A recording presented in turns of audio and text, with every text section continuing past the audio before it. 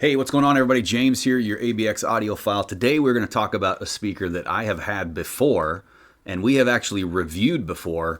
If you haven't heard us talk about Bache Audio and Greg over there, really cool story. Watch my previous reviews on some of the speakers that we've had from him.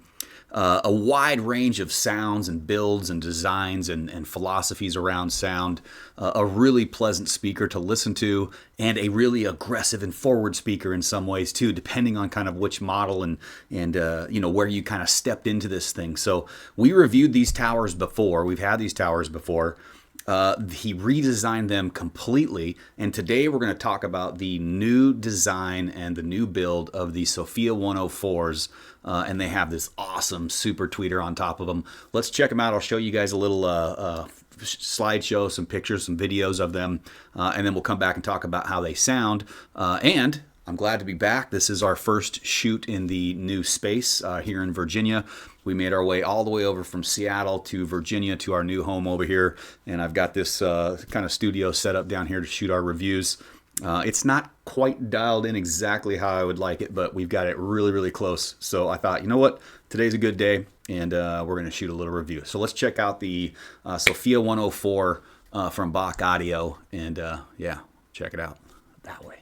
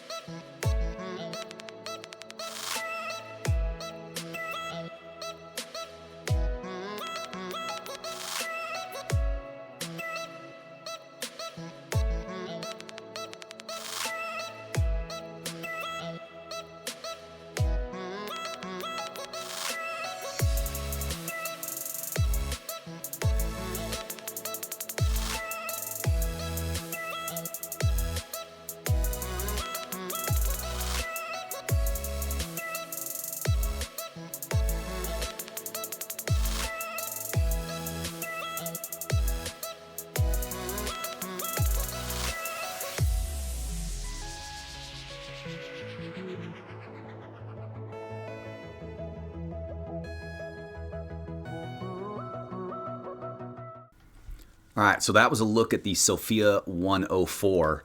I really want to make sure that I cover the specifications with you guys on this speaker and kind of the design features.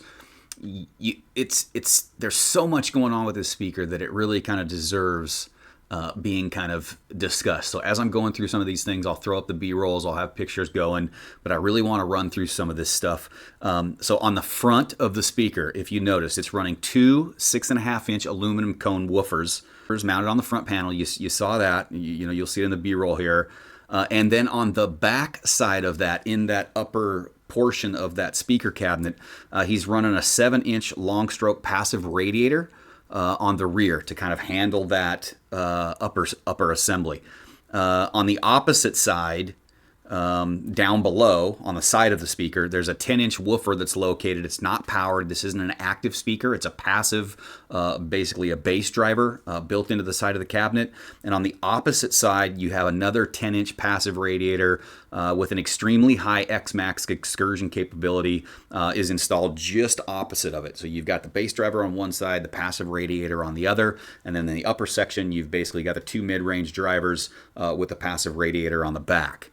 The other thing he talks about is the two tweeters. So for the high frequency reproduction, the speakers feature two magnesium aluminum tweeters positioned between the two front woofers in a quasi-coaxial configuration. So you'll see he's got kind of an MTM thing going, mids and then the tweeters in the middle, and it really kind of gives a coherent sound to the soundstage. Everything is really focused, nice and tight.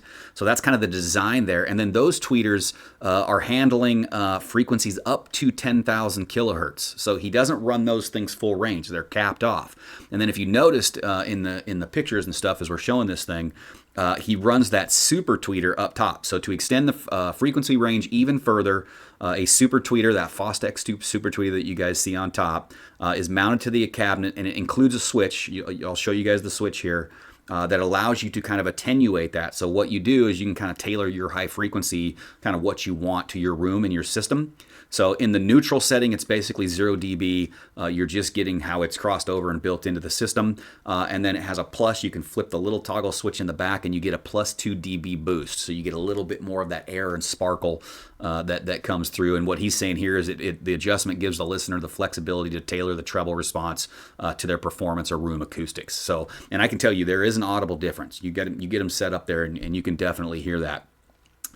Some of the specifications, because these are very interesting, there's a lot going on here. So what are these drivers and what is this stuff that he's using?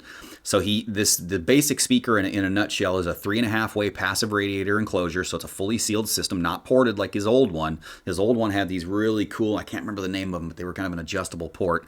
The woofer is a 10-inch fiber cone with neodyme magnet by Peerless. I think the bass driver in this thing is like $300 just for this driver or whatever. It's super expensive, featuring low moving mass and low resonance frequency. The tweeter, 2 high resolution aluminum magnesium dome tweeters with neodyme magnets. These things are super clean, super detailed, very smooth. You do not get a lot of fatigue off of this speaker, although if you put a fatiguing front end in it, you're definitely going to get it. So the top end's really nice. The bass is super clean, super tight. That sealed system with those really nice drivers, those passive radiators, just kind of keeping things enclosed. It's a really nice tight bass that feels really good. Images well. It's got good organic feel to it. The realism is nice. The whole speaker is just a really, really good speaker.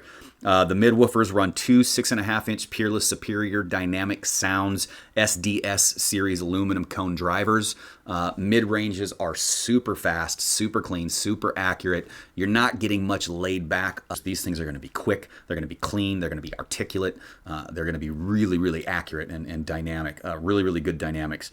So he runs 2 of those on top of each other. You saw that. Top and bottom drivers operate in different frequency ranges to compensate for the baffle step.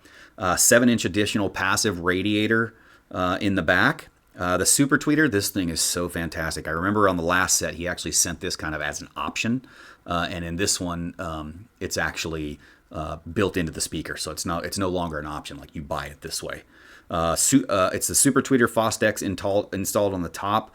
2 positions, obviously. Crossover points are 100, 600, 2000, and 12,000 hertz. Second order design.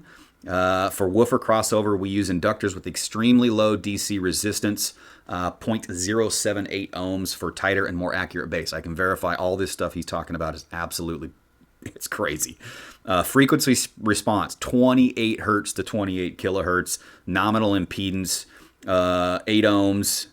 Sensitivity is 88 dB, so this will run off kind of some lower power stuff. We put some 20, 60 watt kind of stuff on it and worked really well. I even hooked them up to my 7 watt Dolce Audio tube amplifiers, and while it wasn't ideal, it made sound and they played. So it's not a you don't need to have a lot of power here, but they do like a nice amount of current. The Past Labs Integrated 60 was an absolutely fantastic pairing here. The speakers weigh 68 pounds each. They're 40 inches high.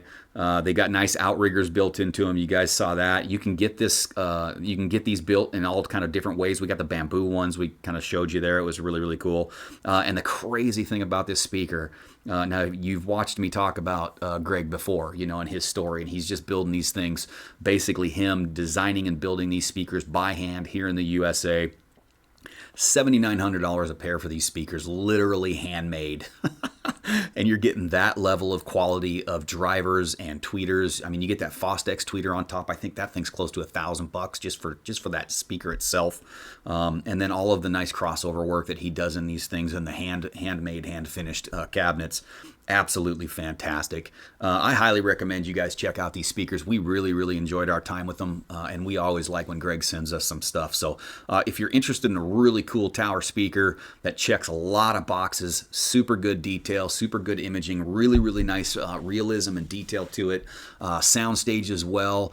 They place and set up pretty easy. They're not super finicky speakers, so you're not going to have to spend a ton of time getting them dialed into your room. They like to be treated. They like to be in a treated room. They can get a little bit bright just depending on what front end you have with them, but you've got that attenuation on that super tweeter, so that can kind of bring that back a little bit and dial that down. The bass and mid-range is super good. This is going to be a very quick feeling, dynamic feeling speaker that has a lot of detail and sparkle on the top end without kind of moving into that fatiguing space, whereas if you were kind of listening to like a B&W or something like that, kind of in the equivalent price point or size or range, you're going to get more of that forward edge. So I would say these are a neutral speaker. They can be just a little bit forward, but they still carry a nice musicality to them. You're not going to get that fatigue and kind of that sibilance pushing through so easy. So that was kind of a nice thing about it. So if you're interested in those, check them out. Hey, Matt, thanks for hanging out with us, and we're glad to be back shooting videos and reviews, and we hope you guys enjoyed this one. And stay tuned. We're going to have a bunch of stuff raffled off in our Discord, and get in there and hear the real scoop on this stuff. You guys have a great day. Talk to you later.